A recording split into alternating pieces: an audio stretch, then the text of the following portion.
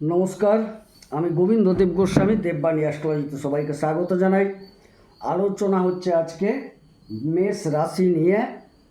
September মাস 2026 সাল আপনার কেমন যাবে সেই বিষয়ে একটা গুরুত্বপূর্ণ আলোচনা।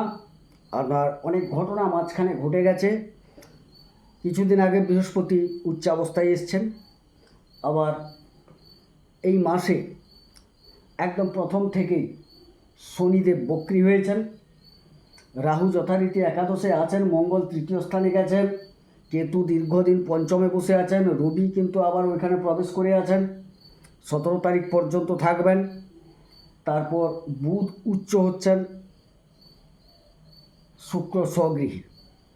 তাহলে আপাতত বেশ কয়েকটা যোগ খুব ভালো। উচ্চ বুধ, সপ্তমে শুক্র স্বগৃহী, উচ্চ বৃহস্পতি আপাতত ভালো ফল দিচ্ছেন। সুতরাং আপনাদের বুঝে নেওয়ার দরকার আছে এই সেপ্টেম্বর মাসে আপনার কি করা উচিত বা কোনটা করা উচিত নয়। যাই হোক, মূল আলোচনায় প্রবেশ করছি। আজকে আলোচনা হচ্ছে মেষ রাশি নিয়ে। মেষ রাশির ঘর হচ্ছে এইটা। মেষ রাশি নিয়ে আমাদের মূল আলোচনা। আচ্ছা, একটু অসুবিধা হচ্ছে মনে হয়। আচ্ছা, ঠিক আছে। হ্যাঁ, মূল আলোচনা হচ্ছে মেষ রাশি নিয়ে। মেষ রাশি সাপেক্ষে দেখা যাচ্ছে যে ষষ্ঠপতি ষষ্ঠে উচ্চাবস্থায় আছেন।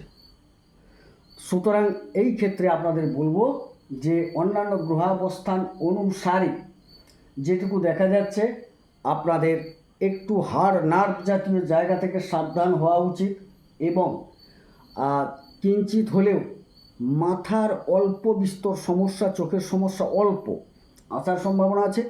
নার্ভ ত্বক থেকে সাবধান থাকতে হবে। এবারে দ্বিতীয় ঘর নিয়ে যদি আলোচনায় আসা যায়, দ্বিতীয় পতি শুক্র সপ্তমে বসে আছেন। অতএব সঞ্চয়, ব্যাংক ব্যালেন্স, কুটুম্ব, খাদ্য, বাক্য ইত্যাদি আমরা আলোচনা করে থাকি। এই ক্ষেত্রে দেখা যাবে যে যেহেতু শুক্র দ্বিতীয় পতি এবং সপ্তম পতি হয়ে সপ্তমে বসে আপনার লগ্ন বা রাশিতে দৃষ্টি রেখেছে, এই ক্ষেত্রে বলবো যে আপাতত আপনার বাক্য ললিত মণ্ডিত হবে, সুমধুর বাক্য হবে। শৌখিন খাদ্যাভ্যাস আপনার ঘটবে, শৌখিন খাদ্যাভ্যাস ঘটবে। কুটুম্বদের সাথে মোটামুটি একটা সম্পর্ক খারাপ যাবে না, ভালো যাবে কুটুম্বদের সাথে সম্পর্ক। যারা ব্যবসার জায়গায় আছেন অবশ্যই একটা ভালো সঞ্চয় করতে পারবেন, বা আপনার একটা সঞ্চয়ের মনোভাব তৈরি হবে, এটুকু দেখতে পাওয়া যাচ্ছে। কুটুম্বদের সাথে সখ্যতা এক প্রকার খারাপ যাবে না, ভালোই যাবে। তবে এই ক্ষেত্রে একটু বলে রাখি, আপনার স্ত্রীর একটু শারীরিক সমস্যা আসতে পারে, সাবধান। মঙ্গল তৃতীয় বসে গেছেন, পরাক্রমতা, ভ্রাতা ইত্যাদি এখান থেকে আলোচনা করা হয়। ছোটোখাটো যাত্রা, ভ্রমণ, এইগুলো। সেই জায়গায় মঙ্গল বসে আছেন। লগ্নপতি তৃতীয় যখন বসে আছেন পরাক্রমের জায়গায়, অমনি মঙ্গল একটু পরাক্রমের কারক গ্রহ এবং ভাইয়েরও কারক গ্রহ। তিনি সেই জায়গায় বসে থাকার সুবাদে ভাইদের সাথে সম্পর্ক মধুর হবে, আপনার পরাক্রমতা বজায় থাকবে, ছোটোখাটো ভ্রমণ হওয়ার সম্ভাবনা প্রচুর। কিছু কিছু ক্ষেত্রে নতুন নতুন যোগাযোগ তৈরি হবে, যেটা আপনার পক্ষে ফল দেবে। কারণ এই তৃতীয় অধিপতি তিনি ষষ্ঠে উচ্চাবস্থায় আছেন। প্রথম সপ্তাহের পর, প্রায় সপ্তাহের প্রথম সপ্তাহ শেষের দিক থেকে উচ্চাবস্থায় থাকছেন। সুতরাং দেখা যাচ্ছে এই সময়কালে আপনার কিছু আইনি যোগাযোগ ঘটার সম্ভাবনা, কিছু টাকা পয়সা সংক্রান্ত যোগাযোগের সম্ভাবনা, কিছু কর্ম সংক্রান্ত যোগাযোগের সম্ভাবনা তৈরি হবে এই সময়কালে।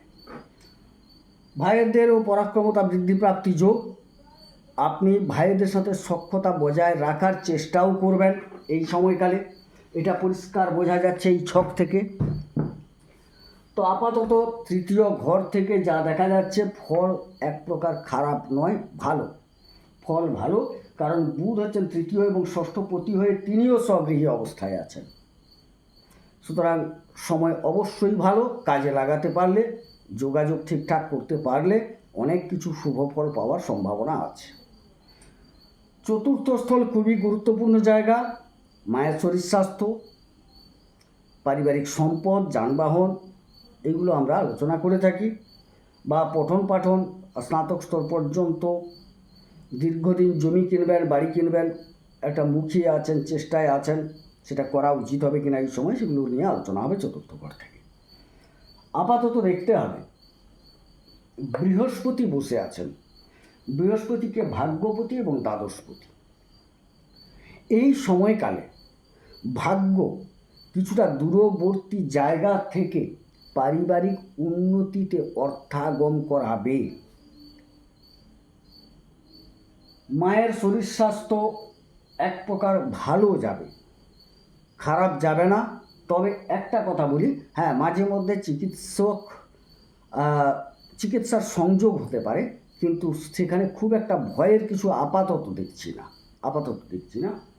এক প্রকার ভালো কিছু পারিবারিক সম্পদ সৃষ্টি হবে, সেখানে ভাগ্যের সহায়তা অবশ্যই থাকবে, সাথে বৈদেশিক কোনো অর্থ আসার সম্ভাবনা আছে। বাড়িতে কিছু দেখা যাবে আইনি লিটিগেশন তৈরি হওয়ার সম্ভাবনা আছে। কিছু ধর্মীয় কর্মকাণ্ড, আধ্যাত্মিক পুজো পাঠ এগুলোও হওয়ার সম্ভাবনা আছে। যারা পঠন পাঠন করছেন তাদের ক্ষেত্রে সময়টা খারাপ নয়, যথেষ্ট ভালো। যারা বিদেশে পঠন পাঠনের জন্য মনস্থ করেছেন তাদের ক্ষেত্রে সময়টা ভালো, যথেষ্ট ভালো সময়। বাড়ি বানাবেন বলে দীর্ঘদিন চিন্তা ভাবনা করেছেন, হবে, এই সময়কালে হওয়ার একটা যোগ দেখতে পাওয়া যাচ্ছে।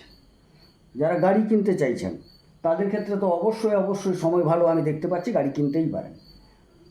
যাই হোক, সার্বিক দিক থেকে বলা যায় চতুর্থ ঘর থেকে ফল আপনারা ভালো পাচ্ছেন। এবার চলে যায় পঞ্চম ঘর। পঞ্চম মূলত যেটুকু দেখা হয় সেটা হচ্ছে কি প্রেম, শিক্ষা, সন্তান, সাফল্য, প্রতিষ্ঠা, এইগুলো।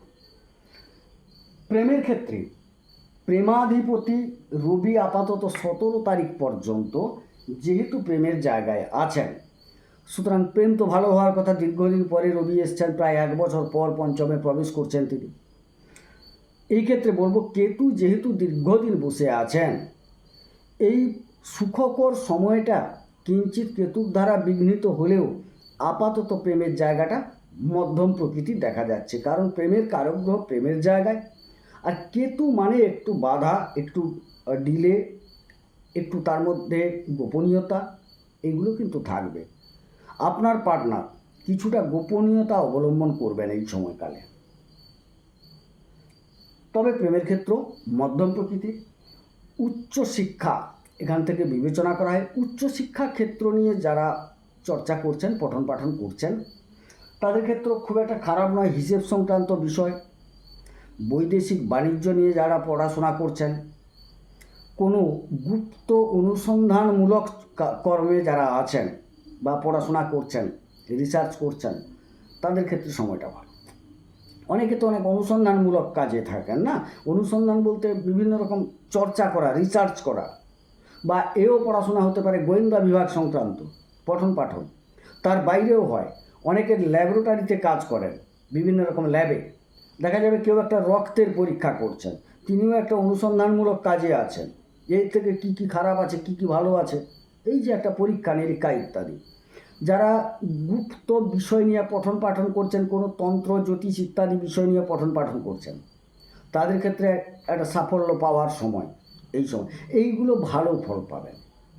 বাকি দিকগুলো ততটা ভালো হবে না, যদিও পঞ্চমপতি পঞ্চমে অবস্থান করে আছেন। অবশ্যই রাজনীতি জাতীয় জায়গা ভালো ফল পাবেন, কিন্তু রাজনীতির সাথে যারা কূটনৈতিক ব্যাপার আছে, অর্থাৎ রাজনৈতিক উপদেষ্টা যারা আছেন, তারা ভালো ফল পাবেন। এটা হচ্ছে পঠন পাঠন নয়, এটা যারা কর্মে আছেন, সাফল্যের কথা বলছি। যারা উপদেষ্টামূলক, তারা লুকিয়ে বলবো না, তাদেরকে প্রকাশ্যে দেখতে পাওয়া যায় না। দেখা যায় একজন মন্ত্রী, তার উপদেষ্টা থাকেন। এবারে মন্ত্রী বক্তব্যটা রাখছেন, কিন্তু পেছন থেকে তার উপদেষ্টা তিনি একটা কলম লিখে দিচ্ছেন, সেটাই মন্ত্রী এসে বক্তব্য আকারে রাখছেন। এই যে উপদেষ্টা যে লেখাটা দেবেন বা যে উপদেষ্টা দেবেন, সেই কাজে যারা যুক্ত আছেন যথেষ্ট শুভ ফল পাবেন এই সময়কালে। তাহলে কী হলো, গুপ্ত বিষয়, গুপ্ত চর্চা ইত্যাদি, আর বাকি যেগুলো বললাম সেই সব বিষয়ে রিসার্চমূলক জায়গা, কিছু কিছু অ্যাকাউন্ট সংক্রান্ত জায়গা, এইগুলোতে আপনারা কিন্তু যথেষ্ট শুভ ফল পেতে চলেছেন। ষষ্ঠে বুধ বসে আছেন, ষষ্ঠাধিপতি ষষ্ঠে আছেন। এই সময়কালে যারা বাক্য সমন্বিত কর্মপ্রাপ্তির জন্য চেষ্টা করছেন সময়টা ভালো। লেখনী বৃত্তি, লেখা জোকা করণিক যেটাকে বলা হয়, তাদের সময়টা ভালো। বুদ্ধিদীপ্ত কাজ, যেরকম কিছু উকিল টুকিল, এরকম কিছু চিকিৎসা ক্ষেত্র, এই জায়গায় ভালো। যারা পরামর্শদাতা, কূটনীতি, এগুলো ভালো যথেষ্ট। চিকিৎসা ক্ষেত্র শুভ ফল পাবেন যথেষ্ট। হ্যাঁ, রোগ ব্যাধিরও কিছু সম্ভাবনা আছে। যাদের বুধ জন্মকুণ্ডলিতে খারাপ অবস্থায় আছে তাদের তো আলাদা কথা, এই সময় মধ্যম ফল পাবেন, এতটা হয়তো ভালো ফল পাবেন না। কিন্তু এক প্রকার সময়টা বুধ থেকেও খারাপ নয়, স্বগৃহী উচ্চ বুধ, সুতরাং এক্ষেত্রে শুভ ফল পাবেন। আপনার একটা বুদ্ধির প্রকাশ ঘটবে, বাক্যের ছটা আপনার থেকে বেরাবে এই সময়কালে। এই জায়গাটা আপাতত দেখতে পাচ্ছি খুব একটা খারাপ নয়, তবে একটা শনির দৃষ্টি পড়ে আছে দ্বাদশ থেকে ষষ্ঠে, এটা কিন্তু ভালো নয়। আইনি লিটিগেশান, কিছু রোগ ব্যাধি, এগুলো প্রকাশ পাবে। আগেই রোগ ব্যাধির কথা বলে গেছি, এখন কিছু আইনি ঝামেলা দেখতে পাওয়া যাচ্ছে। তবে শুভবার্তা আছে, বৃহস্পতি সেটাকে অনেকটা প্রশমন করবেন, অর্থাৎ প্রাথমিকভাবে ঘটনাটা ঘটবে, আইনি ঝামেলাটা ঘটে যাবে, কিন্তু সেটা বৃহস্পতির একটা দৃষ্টি যেহেতু পড়ে আছে শনির ওপর, তিনি সেটাকে অনেকটা পরে পরে কন্ট্রোল করে নেবেন, অর্থাৎ প্রাথমিক পর্যায়ে ঘটনাটা ঘটবে। আইনি দিক হোক, চিকিৎসার দিক হোক, এক প্রকার হঠাৎ একটা অসুস্থ হয়ে পড়লেন, আপনি হাসপাতাল বা কোনো নার্সিংহোমে ভর্তি হলেন, বৃহস্পতি কিন্তু তার দৃষ্টি বলে সেখান থেকে আপনাকে আরোগ্য করে ফিরিয়ে আনার চেষ্টা করবেন। আপাতত এইটুকু দেখা যাচ্ছে। শুক্র সপ্তমে, সপ্তম স্থল, দাম্পত্য, বিবাহ, ব্যবসা, যাত্রা, কোথাও যাওয়া, এগুলো বোঝায়। শুক্র স্বগৃহী অবস্থায় আছেন, এই জায়গায় মালব্য যোগ বলা হয়। সুতরাং দেখা যাচ্ছে যে এই সময়কালটা যথেষ্টভাবে শুক্র থেকে আপনি সাপোর্ট পাবেন। হ্যাঁ, দেখুন এই জায়গায় অনেকগুলো জিনিস আছে, সেটা আমি আরও একবার শেষের দিকে স্মরণ করাবো। যাই হোক, যারা ব্যবসা করছেন, ব্যবসার ক্ষেত্র ভালো। ব্যবসায় যারা শৌখিন দ্রব্যাদির ব্যবসা করছেন, বিশেষ করে সেন্ট, স্নো পাউডার, কোনো কাপড় চোপড় সাজাগুজোর ব্যবসা, কিংবা অনেকে বিভিন্ন রকম বিউটি পার্লার জাতীয় ব্যবসা, কিছু কিছু ক্ষেত্রে ওইসব বা অভিনয় জগতে যারা আছেন, বিশেষ করে কলা শিল্প, এগুলোতে আপনারা সুপার ফল পাবেন, সুন্দর ফল পাবেন। স্বগৃহী শুক্র আপনাকে শুভ ফল দিয়ে যাবে, কারণ সে আপনার লগ্ন বা রাশিতে দৃষ্টি রেখেছে এবং আপনার রাশিপতিও পরাক্রমের জায়গায় আছে বা লগ্নপতি পরাক্রমের জায়গায় আছে। তাহলে বিষয়গুলোতে আপনি কিন্তু পরাক্রমতা দেখাতে পারবেন, পরিষ্কার কথা। বিবাহ যারা করতে চাইছেন, একদম উপযুক্ত সময়, এই সময়ে বিবাহ অনিবার্য হওয়া উচিত। এবারে দু ধরনের ব্যাপার ঘটবে, দেখে শুনেও বিবাহ হবে, প্রেম বিবাহও হবে, কোনো সমস্যা নেই, বিবাহ আপনারা করতে পারেন। ব্যবসার কথা তো বললাম। দাম্পত্যের ক্ষেত্রেও সময়টা খুব একটা খারাপ দেখছি না, আপাতত ঠিকঠাক আছে, তবে একটু স্ত্রীর শরীরটা নিয়ে চিন্তিত হওয়ার কারণ আছে অনেকটা, এটুকু একটু সচেতন থাকার দরকার আছে। অষ্টম স্থল মারক, ধ্বংস, ক্ষয়ক্ষতি, অপবাদ, অপযশ ইত্যাদির জায়গা, অধিপতি মঙ্গল নিজে। এবারে তিনি কিন্তু তৃতীয় চলে গেছেন, পরাক্রমের জায়গায়। দেখুন এখানে একটু সচেতন করা উচিত। পরাক্রম এমন একটা জিনিস, অতি পরাক্রম ভালো নয়। এবারে দেখা গেল যে আপনি যদি অতি পরাক্রমী ভাব দেখাতে যান, সেখান থেকে কিন্তু একটু ক্ষয়ক্ষতি হয়ে যাওয়ার সম্ভাবনাও দেখা যাবে।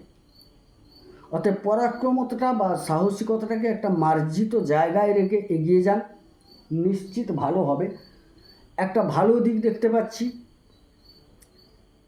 উত্তরাধিকার সূত্র থেকে পরিবারে কিছু ধনসম্পদ আনার জন্য একটা চিন্তা ভাবনা আছে, হবে, এবং এলেও সেটা শুভ।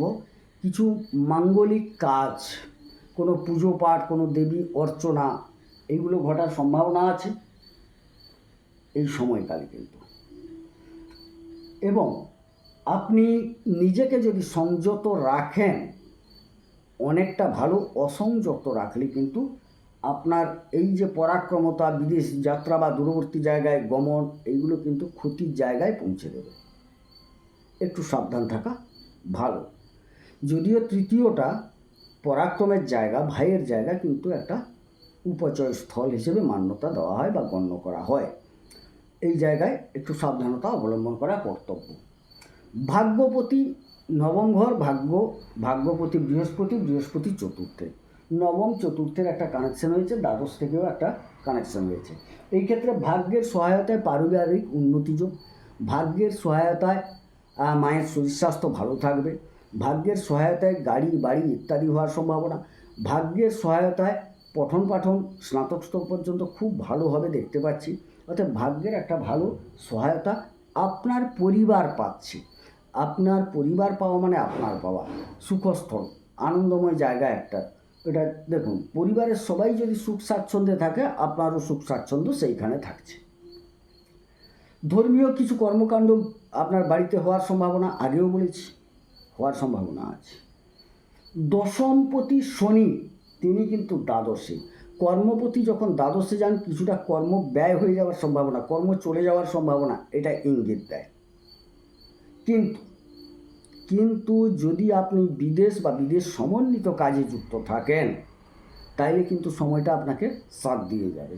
যারা জেলখানা, হাসপাতাল বা আধ্যাত্মিক কোনো কর্মকাণ্ডের সাথে যুক্ত থাকেন তারা কিন্তু এই সময় যথেষ্ট ভালো ফল পাবেন। আপনারা বিদেশে যারা আছেন, কর্ম করছেন, তাদের ক্ষেত্রে সময়টা খারাপ নয়, তবে এই শনি কিন্তু বক্রী অবস্থায় আছেন। সুতরাং যাদের জন্মকুণ্ডলিতে শনি বক্রী আছেন, এই বক্রী শনি তাদের যথেষ্ট ভালো ফল দিয়ে যাবেন। যাদের বক্রী নেই তাদের কিন্তু একটু সমস্যা হতে পারে। একাদশে রাহু, একাদশস্থল নৈসর্গিক একটা শুভস্থল, তবে রাহু পাপগ্রহ, কিন্তু তিনি এখানে শক্তিশালী, বায়ুতত্ত্বের ঘর, বায়ুতত্ত্বের কারক গ্রহ। সুতরাং তার শক্তি একাদশে থাকা মানে হঠাৎ কিছুটা উপার্জন হওয়ার সম্ভাবনা আছে। তবে উপার্জনের জায়গায় কিছু ভুলভাল ঘটারও সম্ভাবনা আছে। এবারে উপার্জনে কিছুটা সমস্যা আসবে। কিভাবে আসবে? শনি বক্রী হয়েছেন, একাদশপতি বক্রী হয়ে একাদশের মতো ফল দিচ্ছেন। তিনি চাইছেন দশম এবং একাদশপতি কর্ম করুন এবং আপনি উপযুক্ত ফল পান, এটা শনিদেব চাইছেন। কিন্তু রাহু যেখানে বসে আছেন তিনি একটু শর্টকাট পদ্ধতিতে অতি লাভ করার মানসিকতা তৈরি করার ফলে একটা হেজিটেশান তৈরি হবে উপার্জনের জায়গায়। এখানে আমার পরামর্শ, শর্টকাট পদ্ধতি নেবেন না। অতিরিক্ত লাভ দরকার, তার জন্য কিছু করার দরকার নেই। প্রকৃত পরিশ্রম করুন, তার ফল আপনি সঠিক পাবেন, অন্যথায় কিন্তু সমস্যা হওয়ার সম্ভাবনা আছে। দ্বাদশে শনি বিদেশ, জেলখানা, হাসপাতাল, আধ্যাত্মিকতা এগুলো আলোচনা করা হয়। কর্মের নিরিখে উপার্জনের জন্য বিদেশে যাওয়ার সম্ভাবনা আছে। বিদেশে যারা আছেন ভালো ফল পাবেন। আধ্যাত্মিকতার ক্ষেত্রে অতি শুভ ফল পাওয়ার সম্ভাবনা, কারণ বৃহস্পতির একটা দৃষ্টি পড়ে আছে দ্বাদশে, তার নিজের ঘরে, এবং শনি বসে আছেন তিনি সেখানে দ্বাদশে।